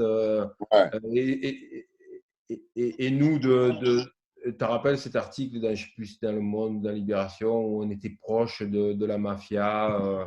Les caïds du rap. Voilà, c'était ces genres de trucs-là. Et je pense que derrière, il y avait des gens au placé dans la maison de disques, ça faisait chier. Vraiment, après, pareil, il y avait des sommes d'argent qui étaient importantes et qui nous permettaient de produire d'autres artistes. Ça s'est arrêté au moment donné, quand j'ai parlé des comédies musicales. Les comédies musicales ont mis un frein à la médiatisation de pas mal de groupes de rap parce qu'ils ont remplacé les groupes de rap qui occupaient l'espace médiatique dans les radios par des nouveaux artistes qui chantaient dans des comédies musicales et puis ensuite dans des boys bands, toutes ces histoires-là. Et ouais, comme télé-réalité où les mecs, voilà. Tu veux dire que Notre-Dame de Paris a mis un stop à la Cosca? Non, la preuve, je peux t'apporter des preuves. La Cosca est toujours là, Notre-Dame de Paris, non. Après l'école du micro d'argent, donc comme on disait, vous êtes tous partis dans des projets un petit peu solo, machin, pour revenir finalement avec Revoir un printemps. Comme plus fort. Combien s'est passé un moment 4-5 ans après. Comment vous vous remettez dans une dynamique de groupe, sachant que vous êtes tous partis dans des directions pas forcément opposées, mais latérales? On s'est dit plus jamais ça. Voilà, ça a été la première chose qu'on s'est. Les animaux de meute. Moi, là, je pense que, honnêtement, pour te dire la franche vérité, j'ai jamais eu autant de trac que quand je suis remonté sur scène sur la tournée de Revoir un printemps. J'ai peur. Oh. Ah ouais, on était terrorisés. Ça faisait 6 ans qu'on n'était pas monté sur scène. On n'avait plus rien fait. Et on s'est dit, avec Joe, en tout cas, lui et moi, on s'est dit, on ne laisse plus jamais d'espace autant entre les disques. On privilégie IAM aux aventures solo. Alors, justement, par rapport à ça, parce que là, j'ai la chronologie de votre discographie sous le nez. Alors, c'est vrai que, par exemple, entre Concept et Planète Mars, il y a 1 an. Entre Planète Mars et Ombre Lumière, il y a 2 ans. Après, avec l'école de micro d'argent, il y a 4 ans. Et effectivement, là, il se passe pratiquement 6 ans. Donc, ça devient de plus en plus espacé. Sauf dernièrement, ça se rapproche à nouveau. Et quand tu dis le plus jamais ça, vous avez vraiment eu peur que ces expériences solo, ça… C'est pas de la peur, c'est juste qu'on s'est dit qu'on n'aimait pas ça. Mais à quel moment vous avez pensé que ça pouvait causer la fin, ça aurait pu causer la fin d'IAM? Non, parce que pour nous, on a toujours présenté les projets comme des aires d'autoroute. Mais après, l'autoroute, tu la reprends. Pour nous, on n'a jamais perdu de vue que la locomotive, et ce qui permettait aussi de nous développer à ce niveau-là, c'était quand même la locomotive IAM. Et puis, c'est aussi dans cette locomotive-là qu'on prend le plus de plaisir à être en groupe et au complet, souvent. Est-ce que le fait d'avoir dirigé chacun des projets, où vous étiez un petit peu à la direction de vos projets, que ce soit Sadil, que ce soit la Cosca, etc., est-ce qu'après de revenir dans la dynamique de groupe, où il faut faire des concessions alors que vous aviez dirigé, c'est pas un peu compliqué? C'est ça qui est compliqué, c'est pas les concessions. Ce qui est compliqué, c'est l'énergie, en fait. Ouais, c'est ça. Quand Cher parlait de fin du groupe, je pense que trop d'aventures solo et dans ces années-là aurait pu causer une fin artistique du groupe, parce que pour être performant et pour faire des bons morceaux, pour faire des bonnes tournées, des bons concerts, il faut être sur le feu. Quand tu te disperses, la phrase de Joe, c'est que tu cours 36 lièvres et le soir, tu manges des carottes et des navets. Et c'est un peu ce qui s'est passé. C'est-à-dire qu'on est parti dans plein de directions différentes et puis on s'est aperçu d'un coup qu'il nous fallait du juice pour le groupe. Et le juice est indirectement revenu grâce à la scène. C'est la scène qui nous a ramenés dans une forme de travail moderne qu'on connaît aujourd'hui, avec des années 2000 plus compliquées que les années 2010. Pour revenir à cet épisode de… Mais après aussi, pour conclure sur cet épisode, justement, c'est que dans nos têtes, dès le départ, même dès les premiers albums solo, il n'y a jamais eu volonté de faire une carrière solo. C'était des bulles d'air, c'était des moments où on pouvait être plus perso et développer des sujets peut-être plus perso, que c'est plus difficile d'imposer à 6 personnes. Mais dans nos têtes, ça n'a jamais été des débuts ou des volontés de développement de carrière solo. Ça a toujours été des projets annexes. Et la seule carrière qu'on a voulu mener jusqu'à maintenant, ça a vraiment été celle du groupe. Donc, je pense que ça a évité tous les soucis, justement, d'éparpiller le groupe et tout ça. On a tous toujours fait nos projets en se disant, je fais ça et après, je retourne à la maison. Par exemple, juste pour conclure un peu sur cet épisode de production externe et tout ça, est-ce qu'il n'y a pas… alors, il y a eu des grosses réussites, mais avec un petit Roland d'échecs à un certain moment, parce que par exemple, vous sortez la FF, il devient un groupe majeur aussi, mais qui vous échappe au bout d'un moment. Donc, c'est-à-dire que ça ne va pas jusqu'au bout de l'aventure, quelque part. Est-ce qu'il y a pas compris ce que tu disais, ça a coupé un peu. Ouais. Je disais, vous avez des beaux succès. Par exemple, vous sortez la FF, qui devient un groupe majeur et tout ça, mais à la fin, ça vous échappe aussi. C'est-à-dire que ça ne reste pas avec vous. C'est-à-dire que ça ne perdure pas, en fait. C'est indépendant de notre volonté. Je pense que c'est pas une question de ne pas perdurer, c'est que je pense que alors moi étant extérieur au truc, et je peux en parler sans aucun. C'est que je pense qu'il y a eu un moment où je pense que dans le projet de la Cosca, ça n'a jamais été de développer les artistes, de les garder. Je pense qu'à un moment donné, quand ils ont eu conscience que certains artistes avaient besoin de plus de moyens que ce qu'eux pouvaient proposer, justement, le but c'était justement au contraire de les aider à prendre leur envol. Ce que je trouve plutôt. Ouais, en fait, la FF de leur part et c'est tout à leur avantage. La FF était chez Côté Obscur, donc là, c'était nous tous ce qui s'est passé, c'est qu'à un moment, on n'a plus les moyens, et ça s'est passé pour les psychiatres aussi. Hein. Pour eux, hein. Avec la FF, plus en queue de poisson, parce qu'il y avait des dissensions à Marseille et tout ça. Mais avec les psychiatres, ça s'est passé super cool. Nous, on s'est réunis avec les 4 et on a dit on ne peut plus financièrement vous amener plus loin à un étage. Ils sont sur Sadil et moi, je ne peux pas les tenir et c'est Chill qui les récupère. Déjà, j'ai donné le bébé, il a pris, il a fait évoluer le bébé et le bébé a pris son envol. Mais déjà, entre nous, on s'est fait un petit mercato. On s'était fait un mercato parce que moi, ma structure, j'en avais un peu marre et puis j'avais pas les moyens de tenir un groupe comme ça. Et Chill a dit, moi, ça m'intéresse, je vais essayer de gonfler. Il avait les moyens de le faire, tant mieux. Je préférais que ça soit lui qui s'en occupe que d'autres personnes qui n'auraient peut-être pas eu le même regard et le même aide qu'on a porté sur Moi, eux. je pense qu'on a beaucoup appris de l'expérience Funky Family parce qu'on ne s'en est pas trop occupé nous-mêmes directement. Et que personnellement, moi, après, dans notre structure, sur 3-6 Records, sur Acoska, on a été beaucoup plus vigilant quand on a suivi des artistes. Par exemple, pareil, sur l'Algérino, on a produit l'album. Il a voulu aller vers d'autres expériences. Ça s'est passé de manière super. Et c'est encore des gens, et ils peuvent vous le dire, ils passent à la Cosca, ils viennent nous voir. Il y a vraiment, pareil avec Chaîne de Paille, c'est des expériences qu'on a menées avec beaucoup d'envie, beaucoup d'entrain. Et c'est en tout cas des belles expériences pour moi. Après, le chapeau de producteur, il fallait à un moment donné que je puisse limiter ça parce que c'est vraiment chronophage. Ça prend beaucoup de temps et beaucoup d'énergie. Et c'est vrai que je vis mieux l'histoire depuis qu'on a réduit la voilure. Et même si Acoska existe toujours et qu'on fait toujours certaines prods vraiment très limitées, depuis qu'on a basculé dans la dynamique d'IAM à partir de Art Martien en 2012 et qu'on travaille sur IAM, honnêtement, ils peuvent vous le dire, hein, on fait album, tournée, album, tournée, album. Il y a de l'espace pour rien d'autre. Moi, par ça, tu parlais d'une période en 2000 qui était un peu plus difficile. Effectivement, donc vous partez dans… Les gars, je vais devoir tirer ma révérence. Excusez-moi. Ouais. Blanc, je te laisse ma place. Eh ben, moi, je me vois, hein, je te vois pas. Ouais. Moi, je te vois pas, toi. Moi, j'ai que 4 Je te vois pas tous les deux. L'équipe. On te laisse des années 2000. Continuation. Salut. On se parle plus tard. Portez-vous bien. Ciao. Prenez soin de vous. Salut. Yes. Alors, début des années 2000. Début des années 2000, le début des années 2000, il est comment dire, compliqué parce que moi, je sors de Sol Invictus avec une période un peu complexe aussi dans ma tête. On travaille sur Revoir un printemps et on travaille très longtemps sur 2 ans quasiment sur Revoir un printemps. On a consacré beaucoup de temps pour bien bosser dessus. Et on a Pascal, pour des raisons plus personnelles et de santé, qui est pas très présent sur l'album. On fait beaucoup de prod et tout ça, on fait pas mal de trucs. Et puis après, s'enchaîne notre album qui s'appelle Saison 5 au milieu des années 2000, où on a des productions extérieures. Et on a Punk, notamment. Oui, exactement. Il y a beaucoup de producteurs extérieurs.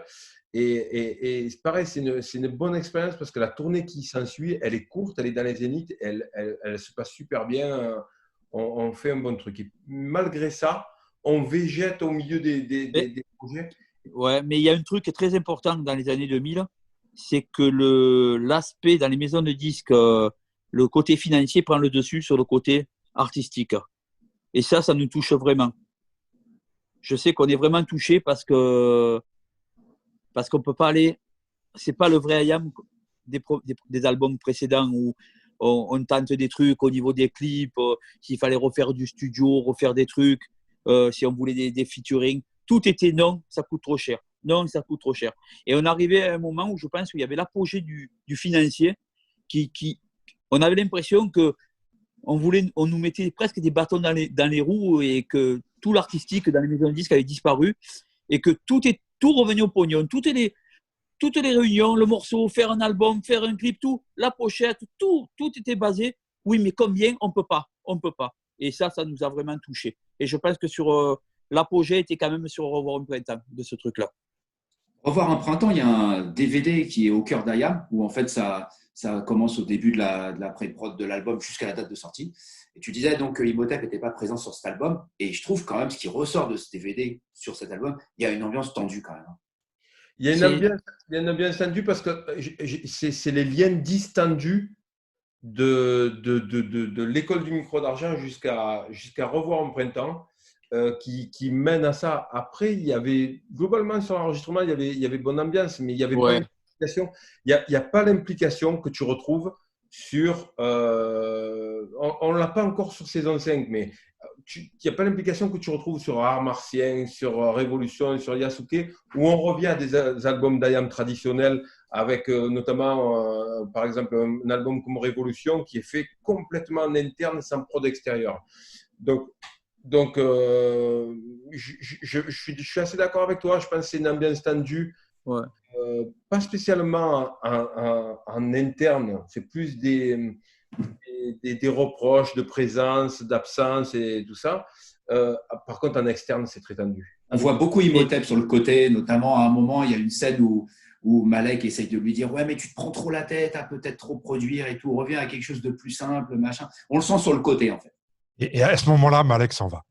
Ouais, exactement. Non, mais après, j'ai rien à reprocher à Pascal à cette époque-là. Je t'explique pourquoi. Parce que nous, on n'était pas forcément au courant. C'était très compliqué pour lui dans sa vie. Donc, tu sais, dans un parcours de 30 ans, à un moment donné, d'un point de vue personnel, tu peux trébucher. Tu peux trébucher, tu peux traverser des choses parce que tu perds des gens que tu aimes, parce que ta santé est défaillante. Et ça, nous, peut-être en tant qu'amis, ce n'est pas des trucs qu'on a captés dès le premier. On était des robots, tu vois. On exigeait que tout le monde, que tous les chevaux courent à fond. Et juste, on a réalisé avec le temps que selon les mois, selon les années, selon les périodes, les chevaux ne peuvent pas tous courir à la même vitesse. Ouais, parce qu'il le dit à un moment, en gros, il vous dit « Bon, les gars, moi aussi, j'ai fait mes prods, j'ai fait mon taf, donc arrêtez un peu, quoi. » Ouais, Oui, il fallait être là à 10 h du matin, au soir, dormir. Moi, je me rappelle, je prenais la voiture à 9 h, je descendais, j'étais à 45 minutes, je remontais le matin au studio parce qu'on devait rester dans l'hôtel. Enfin, on s'est mis des barrières. Quand j'y pense, c'est des trucs de taré, quoi. Moi, c'est un peu ma pote. J'ai ce côté, il me connaît, j'ai ce défaut-là. Je suis un peu militaire des fois dans certaines manières de travailler. Voilà, ça me convient à moi, mais ça ne convient pas à tout le monde. Donc, Justement, par rapport à tout ce que vous êtes en train de dire là, il y a aussi une réalité, c'est-à-dire que plus de 30 ans de carrière, plus de 30 ans de rap, et qui que tu sois, quel que soit ton domaine, tu as un pic de créativité où tu es vraiment à fond. Ça va souvent avec la jeunesse aussi. ouais. C'est pas les mêmes situations. Tu es ado, tu es chez tes parents. Comme tu dis, tu peux aller à New York et manger du pain et tu n'en as rien à foutre, tu es heureux. Après, tu as 40 ans, tu as 45 ans, 50 ans, tu as des enfants, tu as des factures, tu as des choses. Et même des obligations. Voilà, exactement. Le temps, tu ne le maîtrises plus. Tu as tellement écrit, tu as tellement produit, tu as tellement fait. Comment on retrouve la créativité, l'innocence presque, tu vois, l'innocence nécessaire à ça, tu vois, c'est-à-dire le truc où presque tu réfléchis pas, parce que si tu réfléchissais, tu n'irais pas. Très simplement, l'amour du rap. C'est-à-dire que quand moi, je me prends le dernier Conway ou que j'écoute des rappeurs comme Royce de 5ix9ine, ou voilà, ils me donnent envie, en fait. Je me dis, bah, il y a des mecs qui se prennent la tête, qui font encore des trucs qui me plaisent, qui font du rap qui me correspond. En fait, l'envie vient avec l'écoute. Et en ce sens-là, je pense qu'on est resté les mêmes qu'on était à l'époque, c'est-à-dire que la dynamique, elle est créée par le fait d'entendre d'autres artistes qui font des trucs bien. Et on se dit, mais nous, on peut essayer d'aller dans cette voie-là, essayer de faire des trucs bien. À aucun moment, tu en as eu marre du rap. Non, j'en ai eu marre de l'industrie de la musique et de comment… C'était la période. Hein. C'est la Ouais. période où vraiment le financier nous saborde. Et en fait, on n'avait pas la tête à 100% dans la musique. On savait qu'on ne pouvait pas faire ça.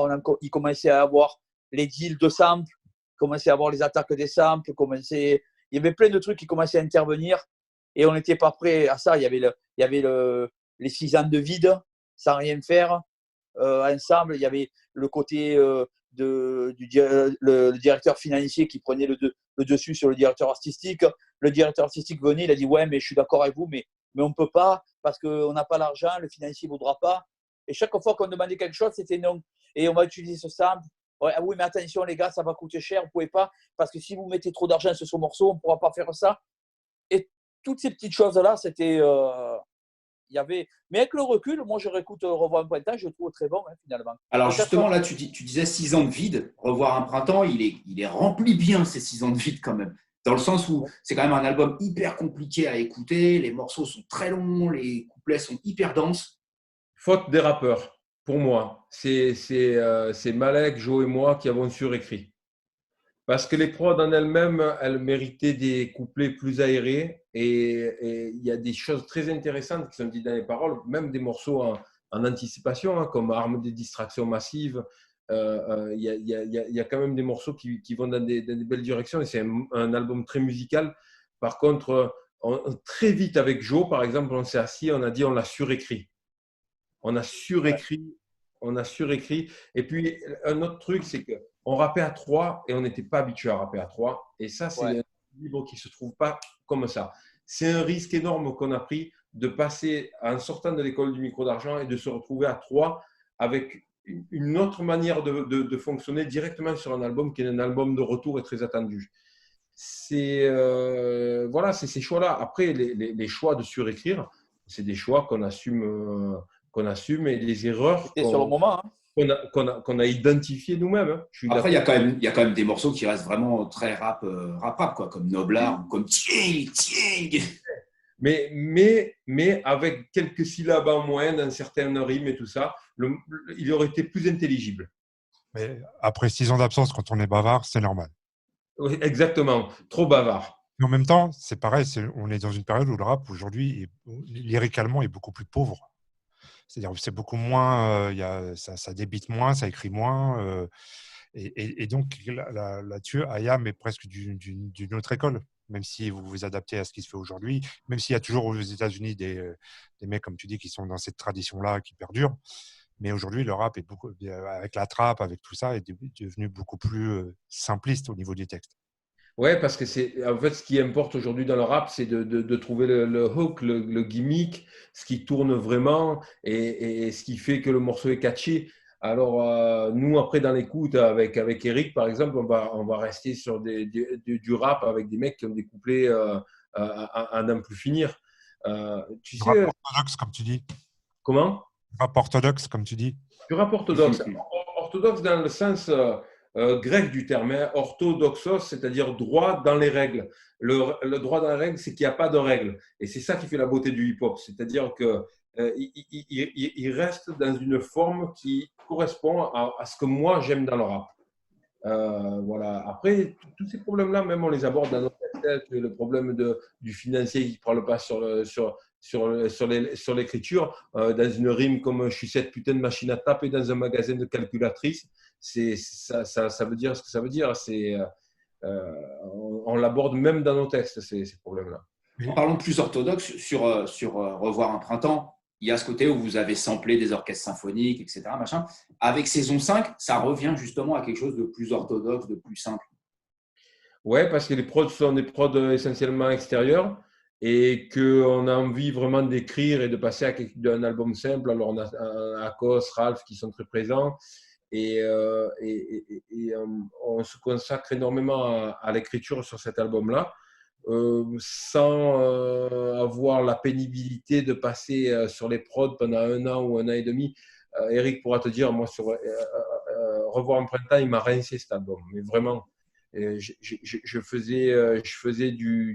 dormais entre 4 heures du matin et 9 heures, je dormais pas, je faisais les prods, j'écrivais les morceaux. C'est pas une expérience agréable à vivre, même si j'ai beaucoup apprécié faire cet album-là. Tandis que saison 5, on est au Maroc, on s'enferme tous ensemble, on se prend un riad, on branche des micros, et ça y est, le plaisir de faire du rap, il revient. J'ai moins de charge de travail, plus de facilité à écrire certains couplets, et on va dire qu'il amorce le travail qu'il va y avoir dans les années 2010. Je trouve qu'il est assez mésestimé cet album, qui n'est pas si mauvais que ça. Mais je me souviens, on s'était vu à l'époque de Je suis en vie. Et tu m'avais dit que c'est un bon album, mais le problème, c'est que les titres sont bons, mais parfois, ils ne marchent pas tous ensemble. Non, c'est ce qu'on disait tout à l'heure. En fait, quand tu as dit la réflexion, les morceaux qui ne marchent pas, c'est un peu la particularité de cet album-là. Il part dans 30 000 directions. Et je pense que ce qui manque à saison 5, c'est une véritable direction artistique de l'album. Il est un peu trop hétéroclite, voilà, à mon goût. Quand tu parles de cette période qui était un peu difficile, 2000, les financiers et tout ça, mais maintenant on rentre parce qu'il y a eu une transition dans la façon de vendre la musique aussi. Ouais. Mais est-ce qu'aujourd'hui, quelque part, vous n'êtes pas plus libre qu'à cette époque-là? C'est-à-dire entre le streaming, le YouTube, c'est-à-dire aujourd'hui, Skyrock n'est plus aussi influent qu'il l'a été. C'est une réalité. Il y a plein de choses comme ça qui sont en train de changer, et peut-être pour un bien et pour un mal sur certains points et sur d'autres. Et quelque part, ça ne vous rend pas plus libre de pouvoir distribuer votre musique, diffuser votre musique en dehors des réseaux? Largement plus libre, on est en prise directe avec les gens. Alors après, ce que je pense de la rémunération du streaming, c'est un autre débat. Je pense qu'on vit, et Dieu merci pour les plus jeunes, ils vivent une époque où ils ont des possibilités que nous, on n'a pas eues. Pour moi, ces années 2000-là, c'est vraiment un trou où on est dans du rien. C'est-à-dire, on n'est pas dans les années 90 avec la possibilité d'avoir de l'airplay ou de la finesse, ou avoir des médias qui nous suivent, qui supportent les albums et qui chroniquent bien les trucs avec vraiment des trucs bien écrits. On n'est pas dans l'ère moderne où on a Internet qui nous permet de nous promotionner sans nécessairement passer à la radio, avoir de l'airplay. Voilà. Alors après, vis-à-vis d'IAM, le public, des fois, il ne comprend pas qu'on n'ait pas d'airplay. Et les gens ne réalisent pas qu'on n'est pas joué à la radio depuis le début des années 2000. Mais c'est comme ça. Mais comme tu le disais aussi tout à l'heure, maintenant vous avez la scène, ce qui vous a fédéré, reboosté, tout ça. Alors qu'en plus, IAM n'avait pas la réputation d'être le meilleur groupe de scène, fut un temps. Ouais. On a travaillé. C'est un des groupes qui tourne le plus. Ah oui, on tourne énormément. C'est-à-dire, chaque fois, on fait un album et après, on part 2 ans et demi sur la route. Sur Art Martien, par exemple, c'est 270 concerts. On joue en Chine, on fait des tournées aux États-Unis. Je pense que ça s'est accompagné. On a réajusté aussi notre manière de fonctionner. Moi, j'ai abordé la scène d'une autre manière parce qu'au début, j'ai le trac, moi, beaucoup. Et c'est des trucs que je gère pas forcément bien. Et puis, en fait, c'est à travers le sport que je me suis mis à mieux accepter la scène et à mieux gérer mon souffle et tout ça. Parce que le trac, il me coupait le souffle. Des fois, je montais sur scène, j'arrivais plus à rapper. Le sport, il m'a aidé à passer 2 heures, qui sont 2 heures quand même bien physiques, avec IAM sur scène. On a parlé d'Art Martien qui a quand même, en quelque sorte, signé un petit peu votre retour, même en termes de vente, je crois bien. Ouais. C'est quand même un album qui renoue avec ce qu'était l'ADN d'IAM au début, c'est-à-dire des ambiances un peu plus épiques, un peu plus cinématographiques, où on va lorgner vers un côté Morricone et côté grands espaces, etc. On a volontairement dessiné pour Art Martien, pour Révolution et pour Yasuke, une volonté de dire on fait des albums d'IAM. IAM, c'est un band. Et on va principalement avoir nos prods qui vont être prépondérantes dans cet album, y compris après dans les sujets où il y a des sujets diversifiés d'Art Martien. Art Martien IAM, parce que c'est le même album, c'est la première fois où on sort les leftovers suite à l'album. En général, ils restent dans l'ordi. Là, la maison de disques Def Jam nous a permis de mixer les leftovers et de les sortir. Ce qui est atypique dans l'histoire d'IAM, c'est la première fois qu'une maison de disques nous donne les moyens de les mixer et de les sortir. Donc, ça a été quand même une super belle expérience pour nous. Et après, on toujours renoue avec la tradition. On retombe dans les trucs de l'école du micro d'argent où on va à New York faire l'album et voilà, on est à Germano, qui est l'ancienne Platinum Island. C'est un studio où on passait plusieurs fois. Et je pense qu'il y a beaucoup de choses qui ont renoué avec une forme de tradition artistique d'IAM sur Art Martien, puis ensuite sur IAM, sur Yasuke et Révolution. Tu vois, Révolution, je le trouve un peu plus fade. Je trouve qu'il est un peu linéaire. Je trouve qu'il y a un problème. Tu vois, les batteries, ça ne tape pas comme ça devrait taper. Et je sais pas, il y a une espèce d'ambiance trop linéaire qui fait que j'ai jamais trop pu avec cet album. Ouais, il y a des gens qui accrochent pas. Il y a des gens qui aiment beaucoup Yasuke, qui aiment moins Révolution. Il y a l'inverse aussi. Mais Yasuke, tu vois, ça me fait le même effet qu'entre Ombre et Lumière et le micro d'argent. C'est-à-dire qu'il y a un retour à un son plus sec. Oui, Yasuke, il est plus. Même le mix, c'est-à-dire que moi, je suis resté vraiment avec Charles à l'observer travailler sur Yasuke. Il a abordé l'album. Je sais ce que tu veux dire dans Révolution, c'est cette volonté d'avoir des grosses basses très profondes et ça donne un côté pâteux à l'album. Ouais. Il est moins sec, moins percutant que Art Martien ou que Yasuke. C'est vrai. Yasuke, tu as fait beaucoup de prod d'ailleurs dessus. Ouais, sur Yasuke, j'ai fait beaucoup de prod. Dans Art Martien, j'en ai fait pas mal. J'ai en fait beaucoup d'IAM en fait, dans les leftovers. comme quoi, voilà, je vote pas forcément pour mes prods. On a viré beaucoup de mes prods. Dans Révolution aussi pas mal, mais c'est principalement Imhotep qui produit dans Révolution. Moi, j'en ai fait un bon tiers. Là, donc maintenant, ça fait le premier disque, c'était il y a 30 ans. Ouais. Donc, au bout de 30 ans, qu'est-ce qui vous tient toujours ensemble? Qu'est-ce qui vous motive? Et est-ce qu'à un moment, vous allez dire, ouais, non, je suis trop vieux, je vais pas monter sur scène. J'ai pas envie j'ai pas envie qu'on soit les Rolling Stones du rap français, j'ai pas envie. Ou au contraire, dire, j'en ai rien à foutre, je suis comme les Rolling Stones, je tournerai jusqu'à 70 ans et je m'en fous. Je pense qu'on n'en a rien à foutre. C'est-à-dire qu'on adaptera physiquement ce qu'on peut faire en fonction de notre forme physique. Nous, on nous disait, quand on a démarré, c'est pas un métier, qu'est-ce que vous allez faire quand vous serez vieux, qu'est-ce que vous allez faire plus tard. On avance dans le temps, comme tu dis, on est des pionniers, on est les premiers vieux, je dirais, à arriver là où on en est. On disait pareil des groupes de rock, on disait pareil pour tout le monde, mais la vie, elle continue, et si ça se trouve, ben oui, dans 10 ans, 15 ans, on sera encore sur scène, parce que c'est la vie qui veut ça, et que le rap, c'est devenu une musique normale, et comme on a dit, c'est une musique de… Tu vis ton moment. C'est pas spécialement une vie de jeune. Alors les jeunes vont vivre leur rap de jeunes. Nous, on vit un rap de cinquantenaire et on le vit bien parce que nous, on voit pas la différence par rapport à Et avant. vous évoluez avec votre public aussi, Voilà, en fin de compte. c'est tout. C'est ça le truc, quoi. Et Maintenant, il y a des gens qui doivent venir avec leurs enfants. ouais, il y a de tout. Il y a un truc super déroutant des fois où il y a devant des gamins et gamines de 16, 17 ans qui connaissent pas l'école du micro d'argent et qui chantent que les nouveaux. Alors ça, c'est vraiment très récent, mais j'ai halluciné. On jouait les morceaux d'école du micro d'argent et c'était comme ça. Et j'ai rappé par cœur Monnaie de singe, tous les nouveaux morceaux. Et c'est carrément inédit. Ce qui nous maintient ensemble, c'est vraiment… Parce qu'honnêtement, on aime cette musique. Non, mais même, je parle humainement, parce que dans le rap, c'est très rare les gens qui restent 30 ans, bon amis, et ensemble. Donc, c'est quand même oui. ouais. Mais on aime cette musique, c'est le premier ciment. Tu sais, j'ai ce souvenir avec Eric où on préparait une grosse salle à Québec City, là où on a joué au Canada, et on avait baissé les lumières, et avant de monter sur scène, on s'est mis l'album de Eto à fond, Ouais. et on est monté sur scène. Moi, je suis monté sur scène avec les couplets de Eto dans la tête avec les prods de Vidon et tout. Voilà. Aujourd'hui, pour moi, mon essence, c'est ça.